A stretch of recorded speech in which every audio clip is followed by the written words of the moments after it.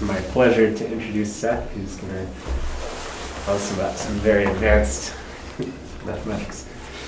Yeah, so I actually got scared of the really advanced mathematics and, retreated back to my childhood of just stacking blocks, and I guess we're going to also have some boxes involved here. So I want to start out in 2 dimensions and show you kind of a cool little count to start off with, and then show you that this generalizes in some way. So what do I mean by stacking blocks? So in 2 dimensions, what I'm considering as a stack of blocks is just these 2-dimensional blocks, and they need to be stable if I let gravity act sort of down at the diagonal, right? So something like that would be totally legal, but if I tried to add a block there, that's not, because it's not stable under gravity. Of course, I could sort of support it and make it stable again, and maybe I'll use something like this as an example. So the combinatorialists in the room are probably not liking my language to begin with, right? These are commonly referred to as Young diagrams.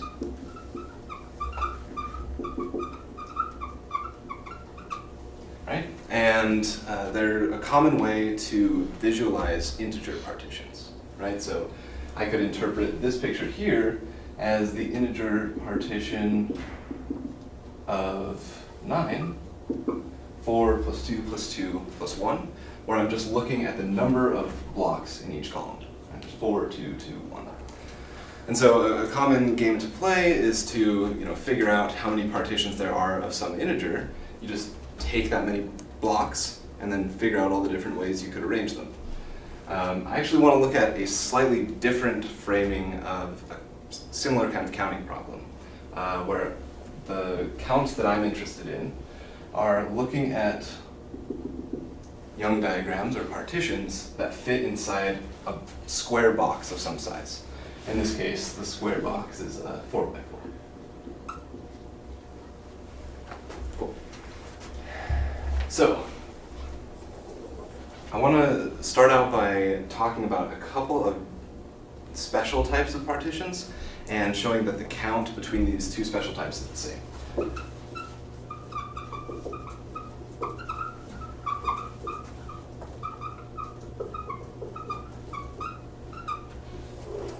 So the first type is symmetric.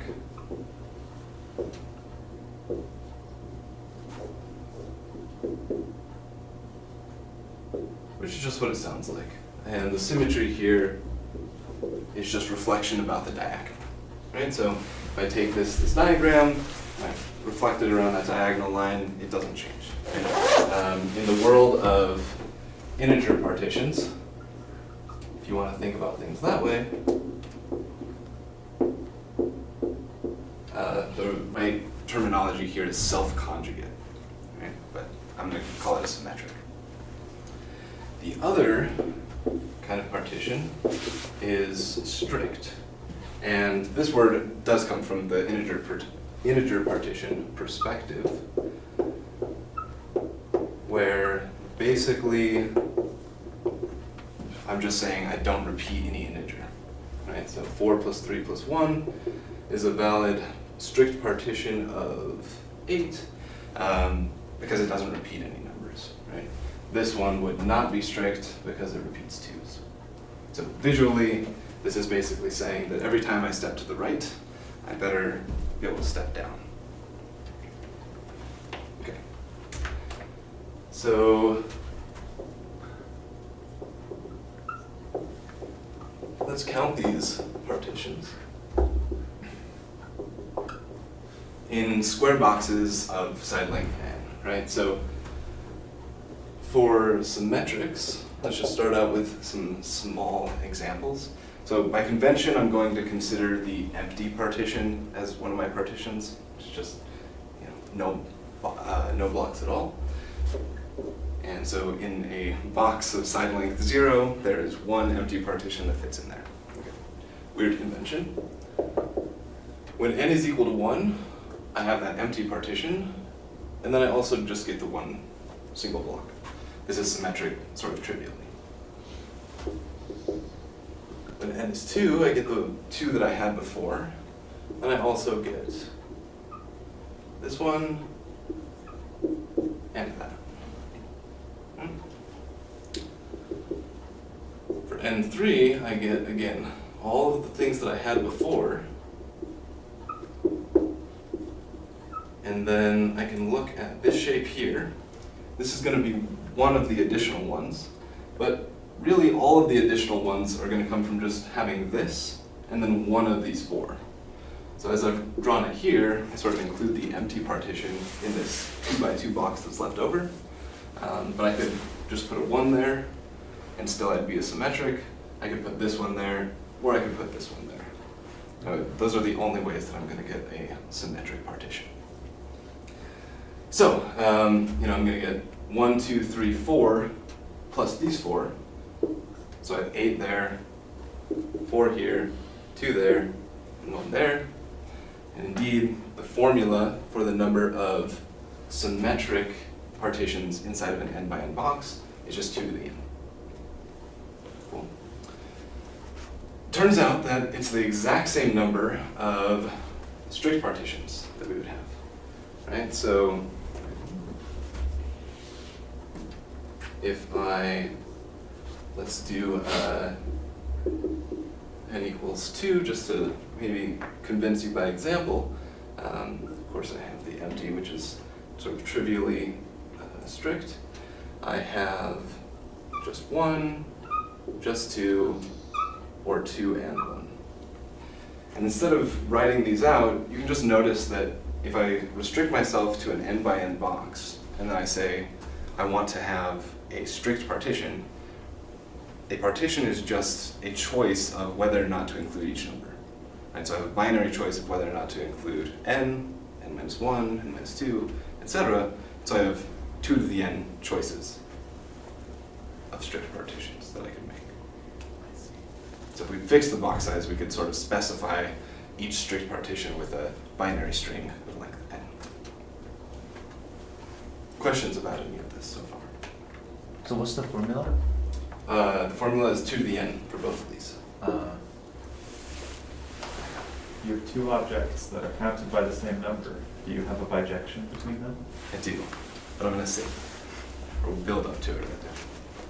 Yeah, so there is a bijection here, and in fact, this bijection works even in higher dimensions. So for example, in dimension 3.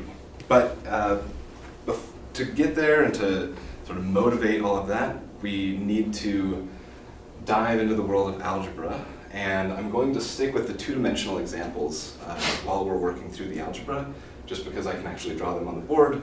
It's a little easier to work with. Then at the end, I'll show how this generalizes to the 3-dimensional case and show you a few pretty pictures. So before I erase this, I've shown you there's sort of 2 ways of thinking about this information, right? We can think about it as an integer partition or as a Young diagram. There's one more way that I want to introduce, and to do that, I want to look at the integer lattice formed by sort of the corners of all these boxes, or blocks. I hope I don't say blocks when I mean boxes too much today. But, so we can sort of complete this lattice too, or extend it out however much we want. And if we look at all of the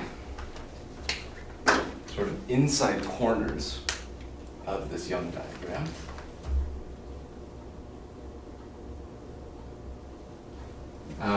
and then think about these as monomials, right? So I'm interpreting this lattice as a monomial lattice. So these would be, this would be the monomial 1, 2, 3, 4. So that would just be x to the 4th. This would be x cubed y. And here I've got y to the 4th and xy squared. And if you think about what it would mean to have these objects, you know, like in an ideal or something, when we multiply it, so say for instance we take x cubed y and multiply it by x, that is moving it to the right. if we multiply it by y, that's moving it up. So any action that we do on these monomials is going to take us either up or to the right, any multiplication that we do. And so we can think about these as generators of a monomial ideal. A monomial ideal is just an ideal that's generated by monomials.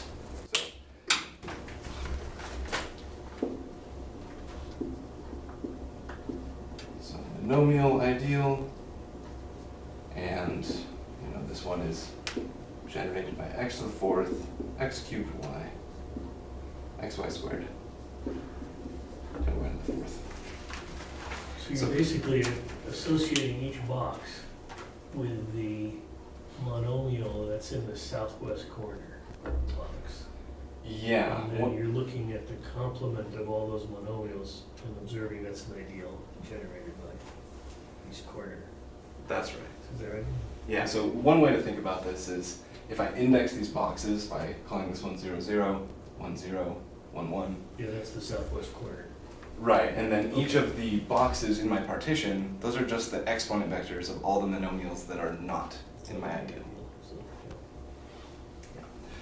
So, great, so this is sort of the last thing, that my arrow going both directions is trying to convince you that these are containing the exact same amount of information. There's one caveat here that I need to make about the monomial ideals, which is that if I didn't have this x to the fourth there, for example, then I wouldn't get a partition, right? Because I'd have sort of like an infinite leg of this Young diagram going on. And if I deleted this generator, then nothing would be stopping this partition from going all the way to the right. And so we need to have a pure power of every variable. We need to have an x to the blah, a y to the blah, a z to the blah, etc. And the fancy word there is that I need my monomial ideals to be Artinian. Okay. Any questions about monomial ideals or their connection here? Can you repeat the difference between a block and a box? Yes. Thanks. So what I'm calling a box is sort of the bounding box of the block stacks. Gotcha. It's like an empty cardboard box. Yes. Yeah, so I'm calling, sort of confusingly, they're both just, in the pictures I've drawn so far, just squares. But the little ones are blocks, and the big ones that they fit into are It's like the boxes. boundary is the box. That's right. Okay. Yeah, thanks. Other questions? It's basically the ring that modded up by I has dimension 0, right? You were saying? As a ring? Yeah. I think that's the That right? general condition. Maybe I just... Yeah, I think you're right. I think the fancy definition of Artinian is that the Kroll dimension of the quotient ring is 0. So, Yeah, and then interpretation in that case is like there's monomial at the axis, so that we have a finite limit. yeah, we just have to have a generator that looks like this, x to the something. Yeah, x-axis. Okay, so far Kyle thinks that I'm on the dark side now, and I'm just all in on combinatorics. Why should geometers care about this, right? And in particular, I've kind of thrown in a little bit of algebra, but where do monomial ideals show up in geometry, in algebraic geometry? Hilbert polynomial. Not the direction I'm going, but thanks. I wish I knew something there. Didn't have to change colors. They come up in the definition of something that you all know that I like, which is Gröbner bases.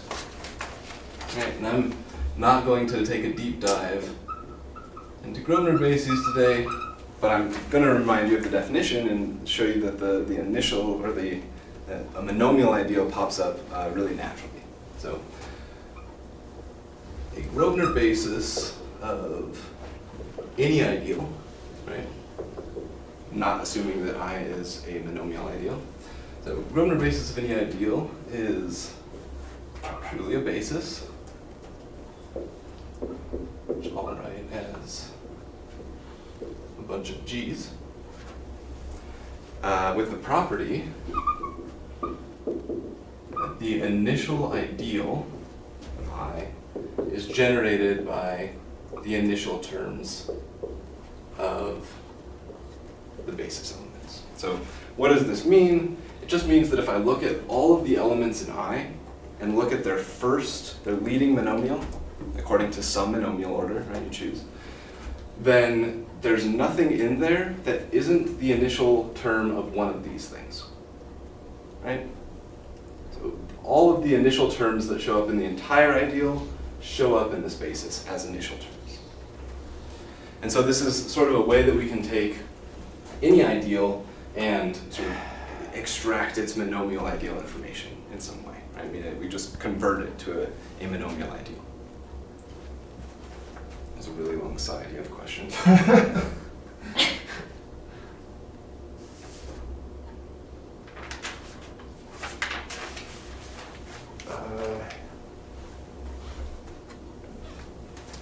This might be obvious, but is a monomial ideal automatically, is it obvious? Is it automatically a Gröbner basis?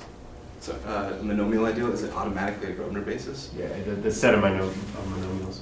Yeah, so if I have a monomial ideal I and it's generated by those monomials, the initial terms are just those monomials. And so yeah, all monomials, any monomial basis for a monomial ideal is automatically a Gröbner basis. Cool. Okay, so I've shown you a way to get monomial ideals from geometry, but actually this specific kind of monomial ideal is going to sort of motivate the generalization of strict partitions that we saw earlier. So to see that, we got to go a little bit further. So I want to think about sort of what's important in terms of the geometry of an ideal. And by the geometry here, I just mean I don't really care about the coordinates, right? In some sense, the coordinates are just how is this, if I want to think about the corresponding variety, think about like how is this variety positioned in space. But if I did a generic change of coordinates, I might take a variety and just kind of translate it around somewhere else, right? I have some kind of parabola, and I do some generic change of coordinates. Maybe my parabola is sitting over here now, but it's still a parabola, and still sort of somehow has the same geometric content. And so I want to look at these changes of coordinates to introduce something called the generic initial ideal. Right? So changes of coordinates on d variables, say x1 up to xd,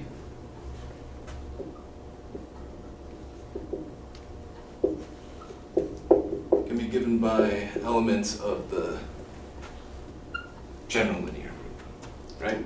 So for example, if I have dimension 2, I could have A is, say, A1, A2, B1, B2, and I could let this act on an ideal by, I goes to A dot I by sending x to A1x plus A2y, and y goes to B1x plus B2y.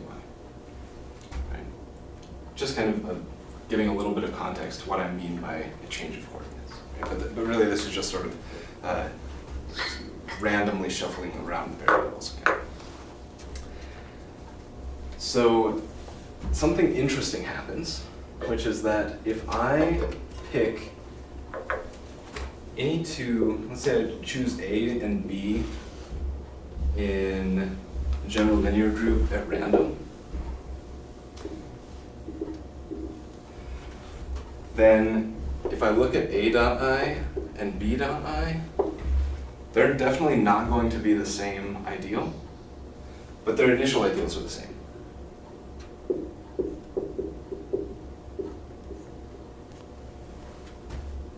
is really weird. The technical statement here is that there's a Zariski open subset of GLD under which, you know, for any two transformations you choose, you have this property. Yeah, I do not have a good understanding of this, but it's kind of a, I think, kind of cool, impressive result. Certainly not intuitive. But so for any ideal, there's this Zariski open subset where you know, most of the, if I shuffle the variables and then take the initial ideal, I'm getting the same initial ideal for all of these different choices from this big open subset. And so we give this thing a name. This initial ideal we'll call the generic initial ideal.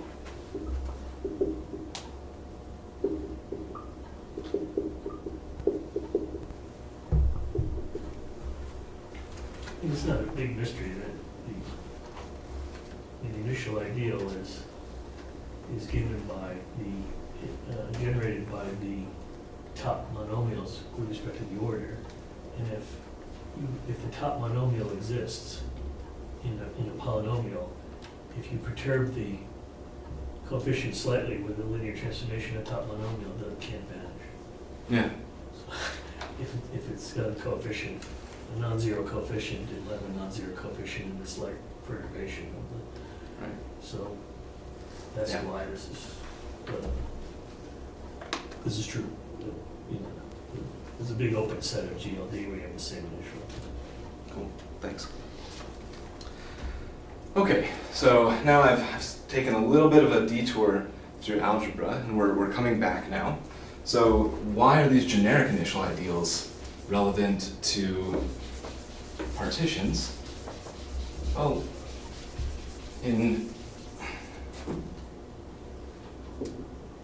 so if we're working in characteristic 0, which of course we are, then generic initial ideals have a nice property.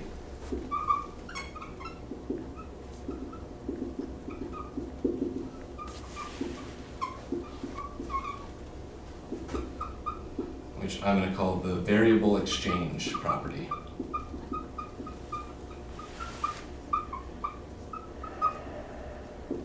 And what this means is that if I have in my ideal something like, let's say, x squared y,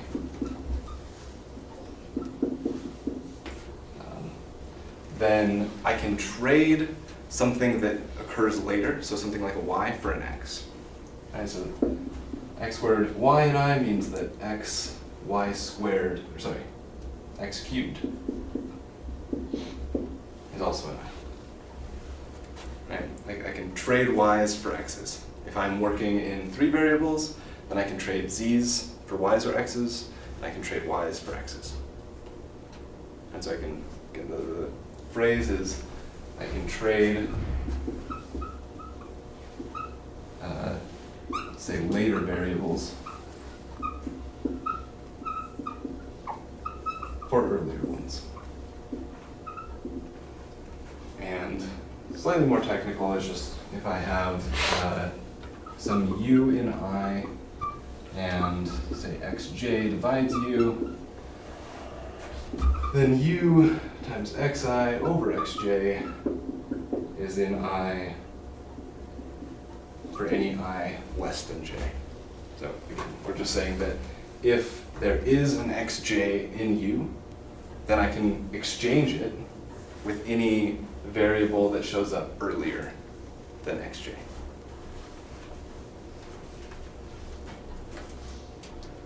You mean with respect to your ordering? Yeah, so this ordering comes from the monomial order. Well, Okay. does the bar meaning? Divides. Oh, okay. Other questions here? When you say generic initial ideals, is that like this Zariski open subset thing, or? Yeah, it's any initial ideal I get from that kind of setup. So, you know, sort of on the boundary of this thing or something, there's some bad initial ideals that wouldn't have this property, but the generic ones do.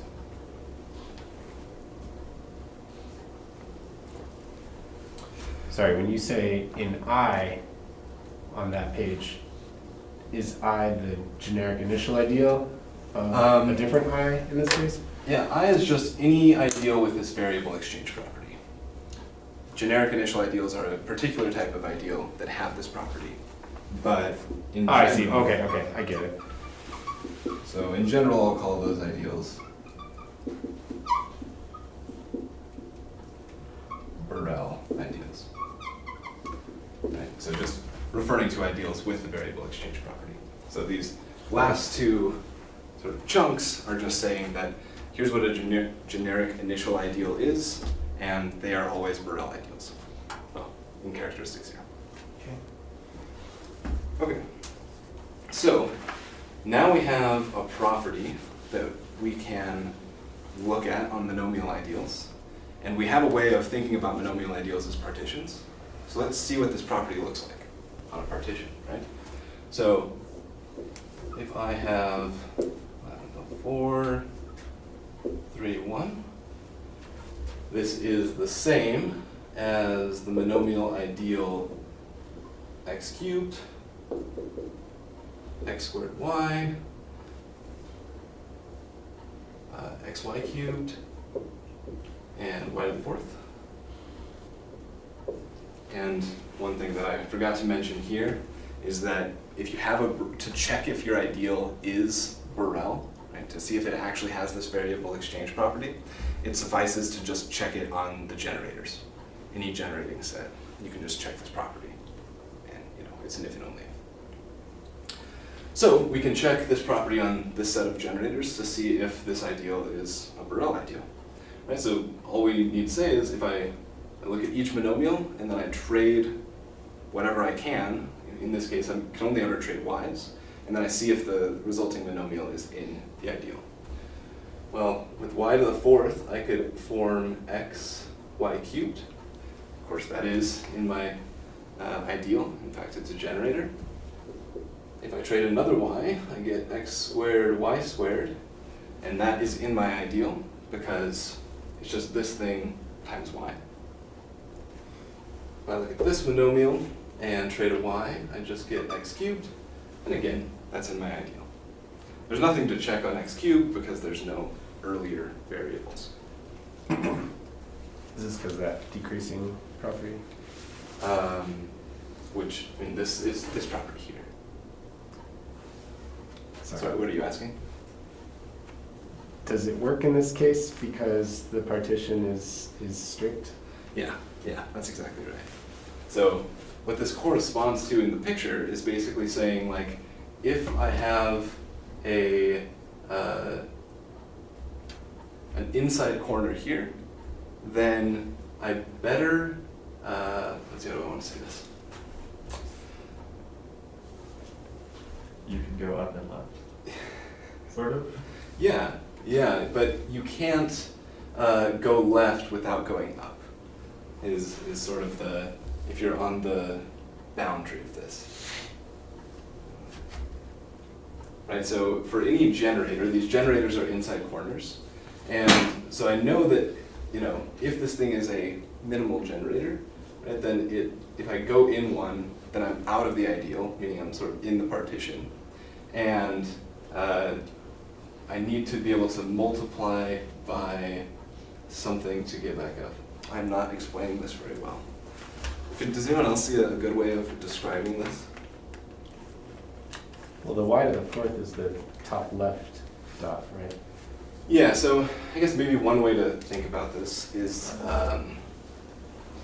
once I have a generator, I need to have all of the generators sort of down the diagonal to the right of it. Yeah. Right, so like having this generator implies that I get this one, implies that this one is also going to be in the ideal, and so on, right? So the y to the fourth tells me sort of like what the, that gives me one cut of what my partition could be. Then I have this one that tells me, okay, it's actually even a little bit smaller. And so the variable exchange property is sort of going to the right and down. Yeah, thanks. Questions about this? This is not the most rigorous description ever given.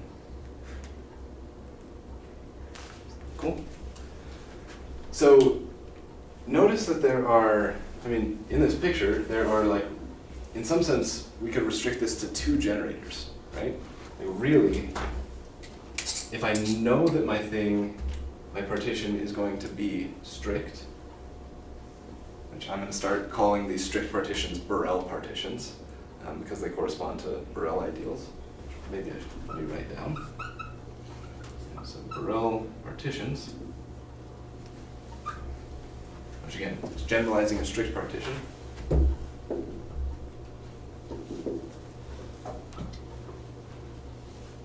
Correspond to Borel ideals. And again, Martinian should be sitting there somewhere.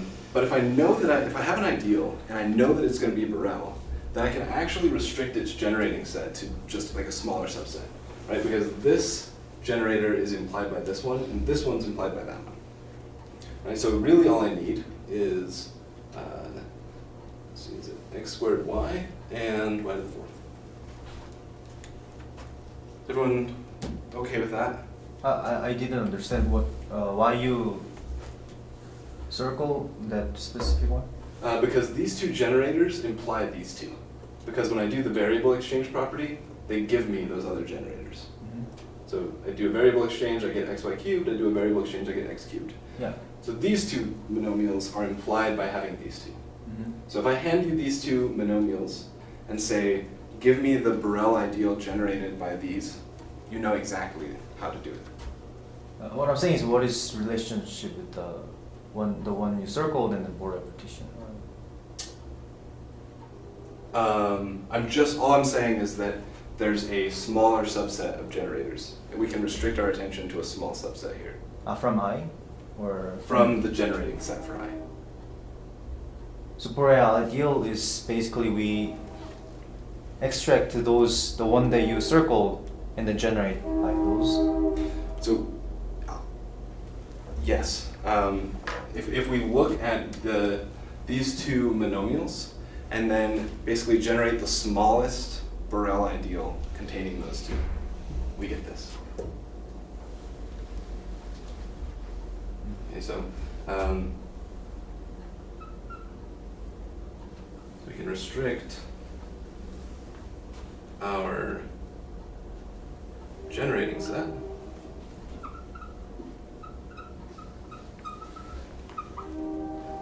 to this smaller subset, which I'll call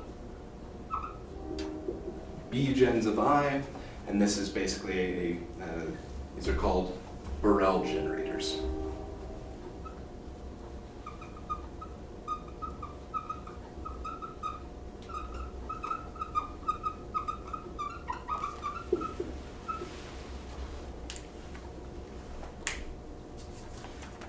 Okay, so being able to restrict our attention to a subset of the generating set is sort of the key for seeing the bijection with the symmetric partitions.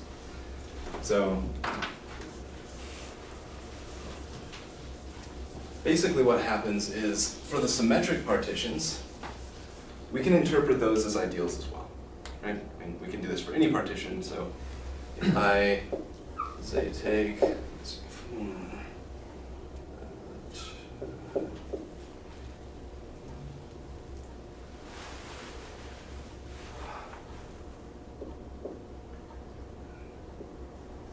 okay, so here is a symmetric partition that corresponds to the ideal, okay, x to the fourth, x cubed y, X squared? x squared y cubed, thank you, Andrew, and y to the fourth. Right. But with symmetric ideals, I have the same thing where, like, you know, some of my generators, so again, we have the same property that to check if a monomial ideal is symmetric, it suffices to check on the generators, right? And if I have a generating set for a monomial ideal, then I can restrict, for a symmetric monomial ideal, then I can restrict to some smaller subset and still recover all that information. Right, so for example, I could just choose this generator and that generator, and then by symmetry, that's going to imply that generator and that generator. Right? So again, this is my y to the fourth and x squared y cubed. And that's how the bijection comes about. So in fact, this case is an example of the bijection. So this partition would get sent to this partition by sending the Borel generators to these symmetric generators, or asymmetric generators, however you want to think about them, by this map. So the map.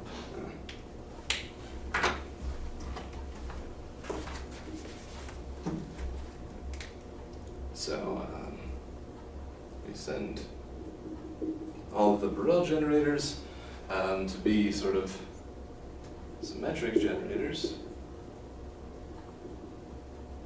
And the map is x to the a, y to the b, goes to x to the a, y to the a plus b. Right, so y to the fourth just goes to itself. X squared y is going to go to x squared y cubed. That gives us these two. And then to recover the ideal, you just let symmetry act on those generators. Questions here? So he, Go ahead. so here I is Borel ideal, you're saying? Yeah, this here is a Borel ideal. Oh, okay.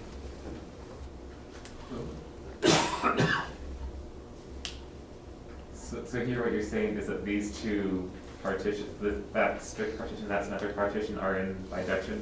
Yeah, and I think I see a way you could do it combinatorially as well.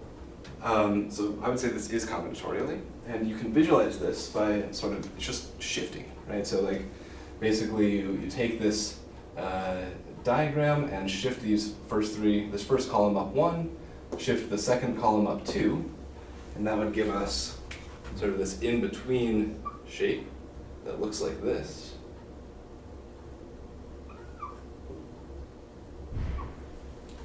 And then you just get the smallest, I mean, you symmetrize. Symmetrize. I mean, another way you could look at it is, like here we have a stack of 4, a stack of 3, a stack of 1, using that binary string that you were talking about earlier. Here we have an L of length 4, an L of length 3, and an L of length 1. Yeah, yeah. I think Probably that, equivalent. I think that's equivalent, yeah. But yeah, looking at shells like that is a common thing in combinatorics where you can see some other partition identities as well. Okay, any other questions about what I'm doing here with this map? Should we do another example? Yeah, cool. So let's maybe just do the example for a few things in a 3x3 box. So we could do something like 3, 1. That would be a strict partition that fits inside of a 3x3 box. So again, over here will be the Borel, and over here will be the symmetric. And I'll sort of do the in-between step in between, right? So I get 3, 1, it's sort of weird in-between shape, and then reflect around the diagonal, right? So I get the sort of the smallest symmetric that fits this property.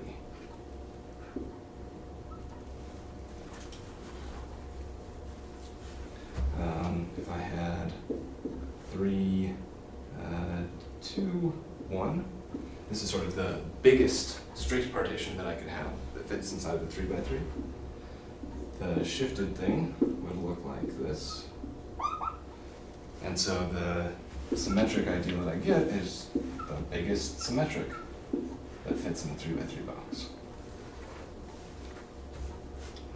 And notice that this always preserves the sort of longest edge, right? Whatever that last variable is, this map fixes that variable, right? So in the case here, y to the fourth was fixed as a generator, which preserved the length of this column here.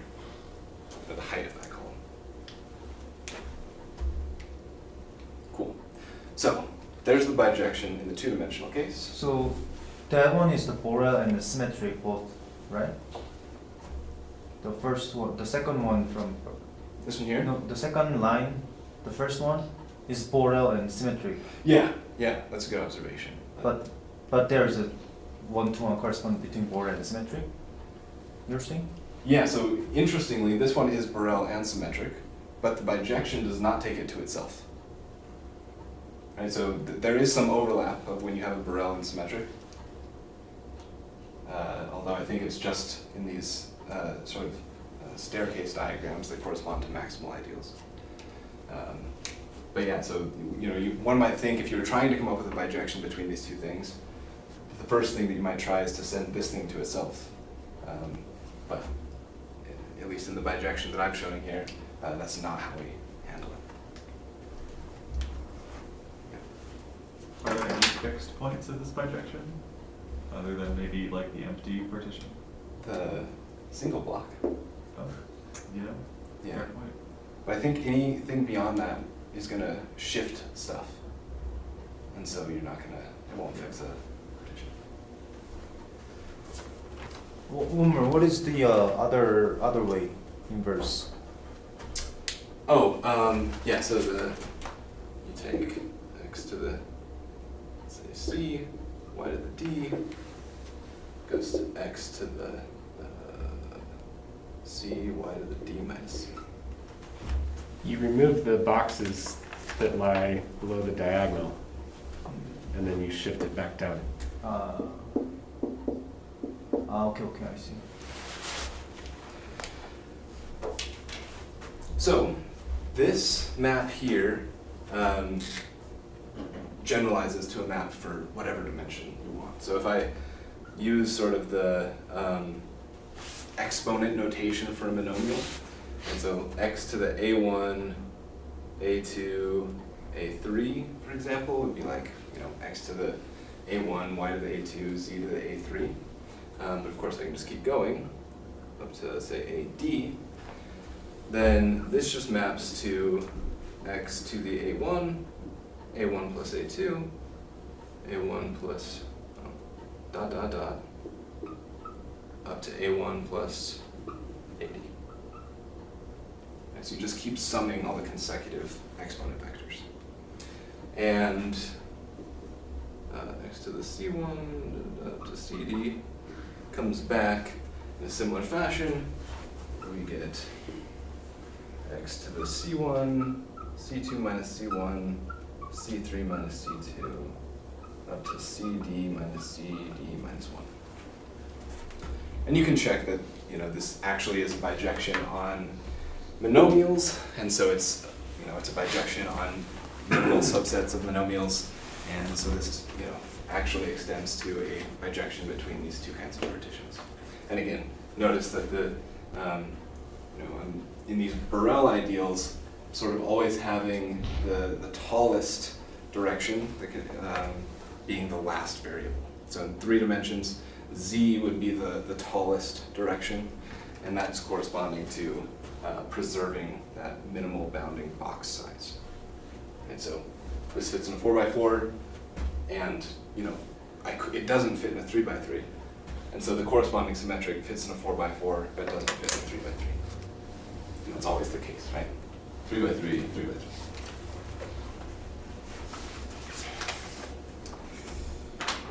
Okay. I think we're ready for some pictures. Is this your result, or is this stuff you're learning? Yeah, so I was interested in Gröbner bases and sort of found my way into these kinds of Borel partitions here. And so I figured out how to define like a generalization of strict partitions. And actually, before the pictures, thank you, I do want to just sort of mention what that generalization is like. So if I have this 4-3-1 again, how do you decide what a 3-dimensional strict partition should be? Well, the property that we're looking at here is going to be what I'm calling like a hook vector. combinatorialists know the hook length, but it's just counting how many blocks are to the right and above. So for instance, here I have 2, 3, because I have 2 blocks to the right and 3 above. Here I have 1, 2, 0, 0, 0, 1, 1, 0, 1, and 1, 2. And so the generalization of this that I'm calling Borel partitions are just partitions where the hook vector of every block is weakly increasing. And it turns out that those do correspond to Borel ideals, and that in any dimension this bijection works. So that is neither a symmetric or Borel. It's just an example of what a three-dimensional version of a partition looks like.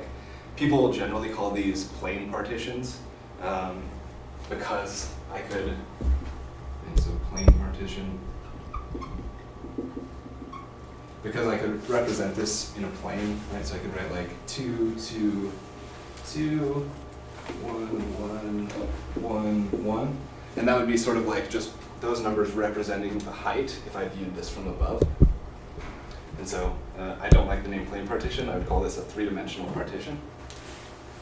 And here's an example of a symmetric monomial ideal, or a symmetric partition of dimension 3. In the literature, these are actually called totally symmetric plane partitions because you can have other types of symmetries. But totally symmetric means that any box is fixed by S3. And there's 6 things in S3. If I take this block here, then I also have this one, this one, this one, this one, and this one. And there's these are the minimal generators I would need. You know, if I symmetrize these generators, it would generate the corresponding symmetric ideal. And here's the corresponding Borel. So again, you could check that if I take these generators and let that map act on them, that I get those same generators I had before. But we can visualize this by sort of bouncing back and forth. But basically, I would take this column here of 3, shift it up 1, take this block here, shift it up 2, and then these ones would get shifted sort of twice, you know, one for the y direction, one for the z direction. But you know, just one thing to check is that this far side here really is just shifting in the two-dimensional case, where this goes up 1, and then this goes up 2. So, sorry, how much do you shift the other 2 columns? Yeah, so this one, for example, would be in the spot, see, I'm doing x, y, z. So this would be 1, 0, 1. And so this would go to 1, 1, 2. So it would go 1, 1, 2. So this block would go here.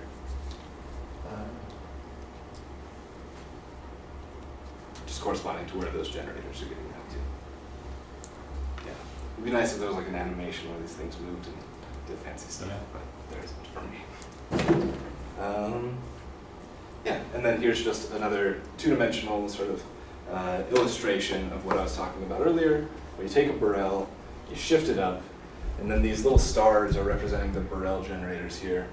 And you notice that when you shift it up, other generators sort of get implied by the Borel generator in this sense, and then reflect. That's all I have for you. Thank you.